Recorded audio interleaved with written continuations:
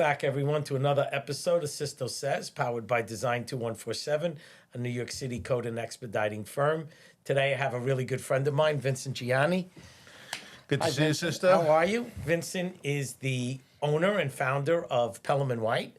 We're in the real estate world, but we got a really great twist today with our show because Vincent's company manufactures plumbing fixtures, faucets, kitchen cabinets, and today we're going to talk about how the supply chain's getting affected by the tariffs. So welcome aboard, Vincent. I appreciate you coming in. Nice to be here.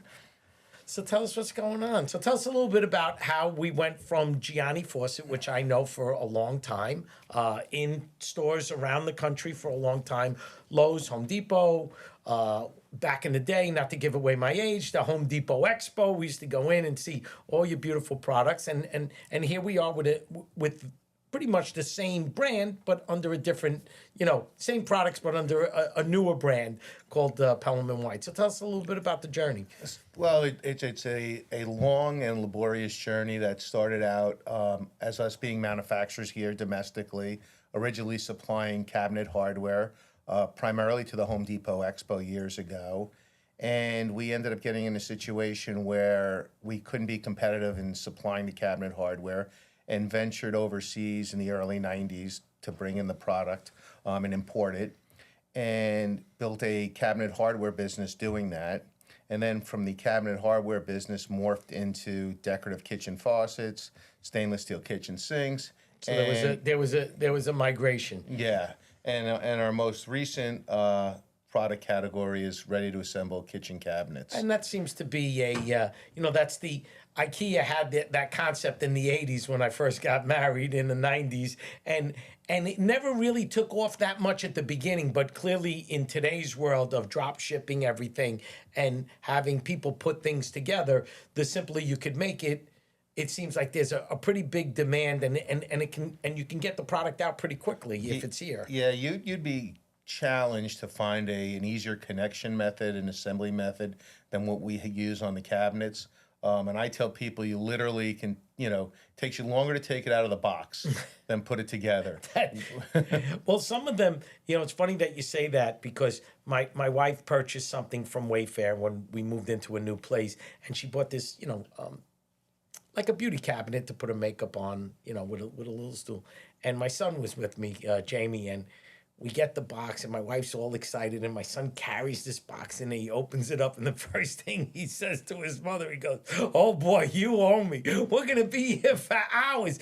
We opened it up. There was a million pieces of, 100 screws and all kinds of clamps, and you're right, a lot of them are inexpensive, but the labor to put it together is more than what you paid for the cabinet. Yeah, we actually had a very funny call. I happened to answer one of the customer service calls, and it was a woman from Connecticut, and she starts talking about the product, and she's like, I put this whole kitchen together myself.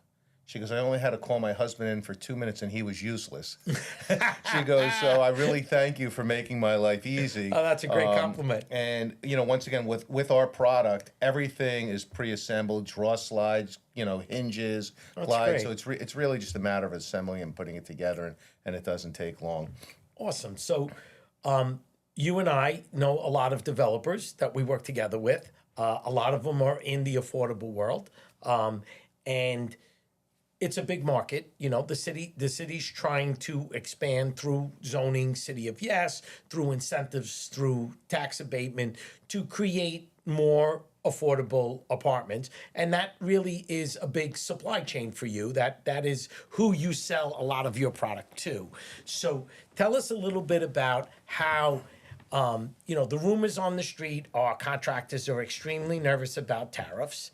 And to me, when I first looked at it, being not in the construction world, not in the supply world, I said, okay, so they impose a tariff when you put it in your bid, when you deliver it, you already had it in your bid because you know what the tariff is. And lo and behold, what I'm hearing from a lot of people is, well, that's not necessarily true. So take us through that step that a developer calls you up and says, okay, I got 200 units. I want kitchen cabinets. I want plumbing fixtures. I want everything you could sell me in one package.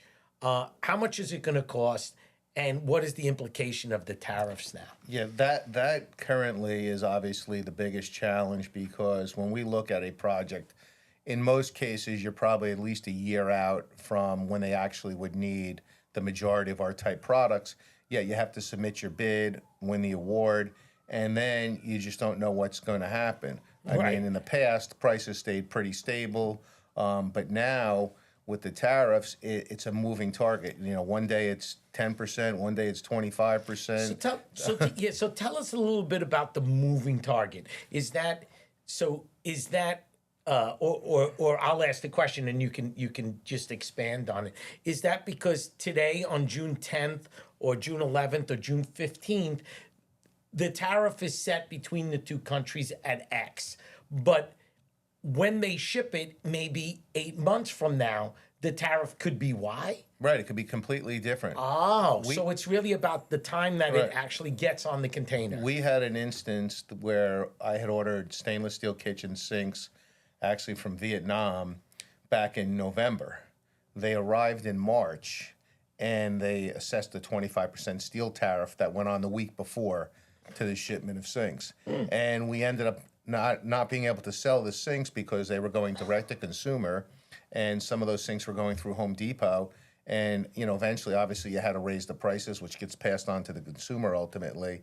And we're still actually holding the sinks because we don't have enough margin, obviously, to absorb a hit or 25%. expect to absorb a hit like that. And now it's just moved to 50%. So it's really challenging. It's hard to pinpoint pricing. And I think what we're all really looking for is some form of stability. I mean, at least Right. if you know what it is and you can incorporate, then you can figure out a pricing structure. Well, we're close to filming our 100th show, which I can't believe, but here we are. Congratulations. Thank you. And one of the things that we've always stayed out of is, obviously the politics of the federal government, the politics of our city. We're always pro-law. We believe that zoning laws are in place, building codes are in place to protect the people, And it seems that right now, there's been over my lifetime, there was a time where, hey, let's build everything in America. Then it was, hey, wait a second, we can't be competitive. Let's help these other countries and establish their growth. And we were having them manufacture things for us. And it seems that under this administration today, it seems like we're going back to trying to get America to start building product again. That is not easy. It takes time with all the EPA regulations and all the laws and all the federal regulations. You can't just turn the switch on. And is that true in your industry? Yeah, listen, would I love to make everything in America? There's no doubt about it.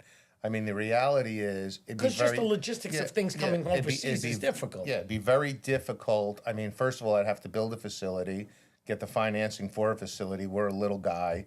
And then, our labor rate here is still not going to be what it is in some of these other countries. And if all of a sudden the laws change or tariffs or duty and revert back to a number where where you're really not competitive, then now you've built a factory that you can't use. support. Right. So it just can't be done overnight. I mean, And for you, it is a big moving target because you're not specific to one country, right? You buy stuff from Europe, you buy stuff from Asia, you buy stuff United Emirates, you buy stuff from around the world. Yeah, we source product all over the world depending on what type of product you're looking for, the level of quality. For instance, our fireplace sinks come from the United Emirates. Our stainless steel sinks come either from Thailand or Vietnam. So we're all over the place. And so when you're pricing these things, those tariffs have a major impact on your bottom line. Yes. I mean, there's just no. And have you seen the supply chain change since the tariffs were implemented, because obviously they want to make product as fast as they can make it. They want to put it on a container and get it here to the US. But then all of a sudden, this wrench of a tariff gets thrown in. How does that, did it slow down manufacturing? Did it increase it? Did it stay the same? What it does is it actually does both. It speeds it up and slows it down, because it slows it down when they make the announcement. And then if they back off, it speeds it up, because everybody wants to get, if there's a 90-day pause, Right, then you want to everybody's bring like all putting all the material in that 90-day So window. they're treating it like a commodity. Yeah. Okay, oil's down, let's buy it. Oh, oil's high, we don't want it. So same thing is happening with product. Yeah. Logistically, how is it getting product from overseas here and then getting it here to a job site in New York City? I know you sell all over the country, but you know, our show is more about construction in New York City, as you know. So logistically, things come into New York. Is it difficult to get it out to the job sites? It's really, really not that difficult. We end up doing a lot of distribution ourselves. We bring it in our facility, and we'll rent a truck and deliver it to the job site.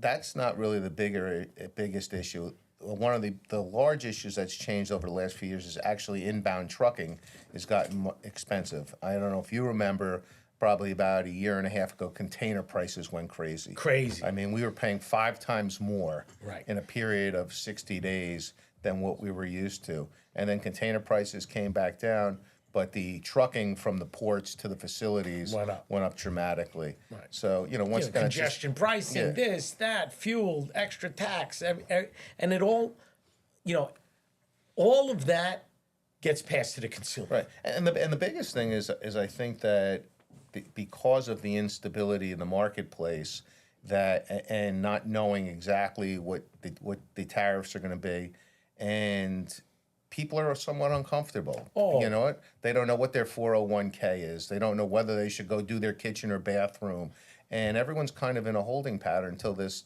kind of settles down. You make a great point, because, as you know, I spend a lot of time out of the office meeting with people and getting introduced to people, because the market's different today. Years ago, there was a different vibe in New York about construction. Nowadays, you need to meet new people. There's new ways of doing business. There's new developers coming into New York City, and old developers leaving New York City, and they're migrating to Westchester. They're migrating to Long Island. We just spoke about a couple of projects that you have that they were always building in New York. All of a sudden, boom, they're building 200 units in Portchester. They're doing 200 units in White Plains, which were always a market, but that market's grown. And those developers that would normally come to us are not building in New York. They have a $100 million project in Westchester. And at the end of the day, a lot of the people that I speak to, between interest rates being high for commercial, uncertainty about product and the cost and the tariffs, it snowballs into people being hesitant on big projects. I can only imagine for the smaller retailer who says, should I spend $300 on the sink this month or not? Should I spend $65 on the sink this month or not? Because they are hesitant, because everything is expensive. You can't go to Home Depot anymore and just buy a few things. Every time you go in there, it's a couple of $100, no matter what you're buying.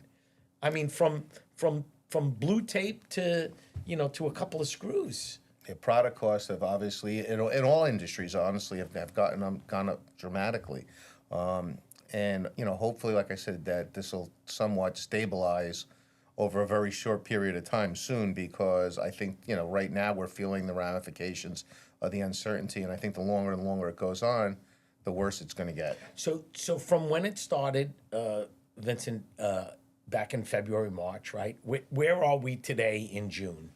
Well, they put there was a 90-day pause on the reciprocal tariffs, which obviously they're working with all different countries to try to figure out Because something. some of them have agreed to some sort of. But I think ultimately you have to get to a point where you know what the number is, and then once you know what the number is, then everybody can get comfortable and adjust one way or the other. Listen, the last thing we want to do is have to increase prices. I mean, we try to bring value with quality product, Right. And it's hard. It's hard. Well, and I think just for the audience that, when you look at a piece of sheetrock that's a 1/2 inch 4x8 and it's $15 a sheet now, and you used to say, well, how's it $7? At $15, they don't want to sell it for $17 or $18. They want to sell it for $15 because that's the right price point. That's what people, and if they just keep increasing it, it's just not good for any business, not for the manufacturer of the sheetrock, not for Home Depot, not for anybody. So you're right that no matter whatever that product is, the price point has to be right. If not, they're not going to put it in the store. You're not going to sell it. They don't want it. That's correct. I mean, once you hit a certain price point, you're not selling product. Well, I always remember the story you used to tell me about Home Depot that you sold to them for years, and it was based on a certain volume of space in their store with the right price point and what they wanted to sell it and what you needed to produce it at. And you would think it would be the other way around, that you get to produce it and then you get, but they know their market, they know their need, they know who's coming in their store. So it's kind of like the market dictates the product and the cost. Yeah, and your competition, right? I mean, your competition is, if we're selling a cabinet for $150 and the one guy's at $75 and another guy's at $300, and obviously depending on if you're comparing apples to apples and the quality of the cabinet, you're in an environment where everybody knows, and the consumers are smart. I mean, not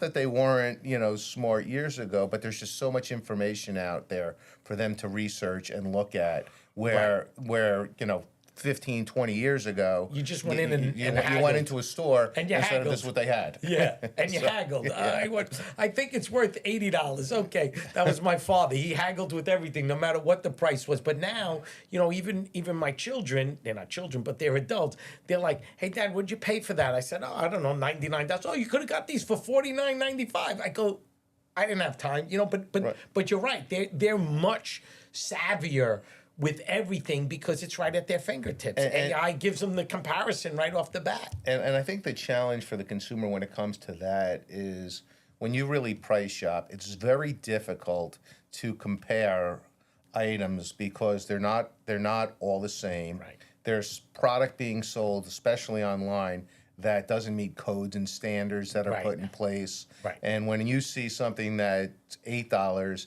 and the nearest thing is $60, well, there's something wrong with the $8 thing, and that's a challenge. That's a challenge, because I don't think any consumer wants to go buy a kitchen faucet that has lead in it. Right. That's not monitored, or a kitchen cabinet that has formaldehyde in it. Yeah, that's not really what it is. So I mean, that's the one thing that consumers have to be very, very careful about when just shopping online and buying product randomly. Sure. So in one of my very first shows, a good friend of mine, Andrew Peters, he works for Curry and Brown. They're estimators. So when our developers are trying to put together how much a project's going to cost, he pretty much has to tell them per square foot what it's going to cost, even without a set of plans. So he's got a difficult job, but he has a great saying that his job is always about looking forward. And his line is the rear view mirror is this big, but the windshield's this big. So we got to look forward. So always towards, as we wrap up and we talk about our topic of the day, I always ask the guests about their subjective opinion. Not obviously it can't be exact, but what you think your supply chain and what the tariffs are going to look like in 6 months from now. Like, what's your best guess being in it now for several months? I really think that over the course of the next several months that there will be tariffs. I certainly think they'll be reasonable, not what we had first seen where they're 50, 60% on certain. Because you think that's just a negotiating ploy of just fear. I think that's unreasonable. And also there's certain places that you have to get product from, and you could never absorb that kind of increase. But I think ultimately, fairer heads will prevail. I mean, people will sit down, they'll have conversations. So you think that the negotiating part is still ongoing, and that sooner or later the dust is going to settle? There'll be tariffs, but they're going to be probably a lot more manageable than they are right now. Is that your guess? Yeah, I would say so. I definitely think that there's going to be tariffs, but I certainly think they will be somewhat manageable, and it'll work both ways.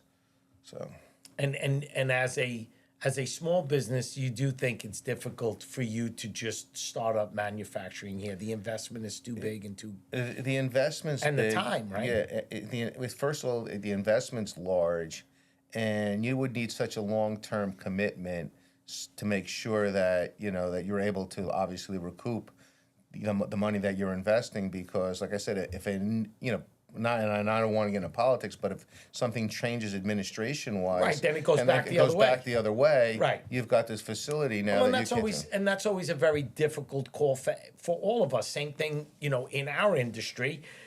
New York City sets policy and changes laws based on the administration. We have the city of yes now. Tremendous overhaul to zoning. Took 50 years to do this overhaul. I don't know how long it's going to be in place. Maybe it'll be here for another 50 years but they could, in 4 years from now, overhaul it again. We don't know. So you're right. To forecast that predictability about, well, what would happen in 4, 8, 10 years from now, it's very hard, especially in the manufacturing world when you have so many different government agencies that control manufacturing, from water to air to just everything. It's a huge investment. Yeah, it's like I said, it's quite a challenge, and like I said, I'm really pro having the product built here, but there's got to be a real plan on how to get that done. Well, I really appreciate you coming in, because it seems to be a topic that no matter where I am networking, people are talking about it. And anyone from one of my friends is in the window manufacturing business. Another one supplies like medicine cabinets and plumbing bathroom accessories. Hey, just getting nervous because they don't know what's happening. So I really appreciate you coming in and giving us a real hands-on look at what's happening to the supply chain here in New York City as well as around the country. But for us, what the tariffs mean and what it does to the supply chain. I mean, it just it's intriguing but scary at the same time. Yeah, it's scary. I mean, I watch 24 hours a day. We're watching it because it changes all the time. So Sure, and you're putting out proposals. People are calling, and as we discussed off air, projects take a long time. The developers you work with, I work with, you'll go out to dinner with them and say they'll just like in passing say, hey, we looked at a site in Westchester, and you're like, oh wow, that's a great. By the time that thing comes to fruition, my kids went from high school to college before we even put a shovel in the ground, because there's so much that has to happen. And yet it seems like it arrives, and when it arrives, the number's got to be the right number for us to make a profit. Right. And that's pretty scary. And we don't go back. Once we commit to a price, we have to live. We have to live by it. So you have to, and you're hoping you're right. Man, how many projects have we put on hold, that we give them a price and the project goes on hold because they can't get financing, or they did phase 1, but they didn't start phase 2 yet. We gave them a price in 2022. We're into 2025. Our overhead, our insurance, everything went up through the roof. Our real estate tax, crazy, right? But yet, we're bound to this number, and you hope you could come out unscathed, right? Isn't that like, we're living in the moment, trying to just come out at the end of the day. We're all entitled to make a profit and put out a good product. I mean, that's our goal. And that's what we try to do every day. Absolutely. Well, it's been an absolute pleasure. Always great to see you. Always great to see you too. There you go.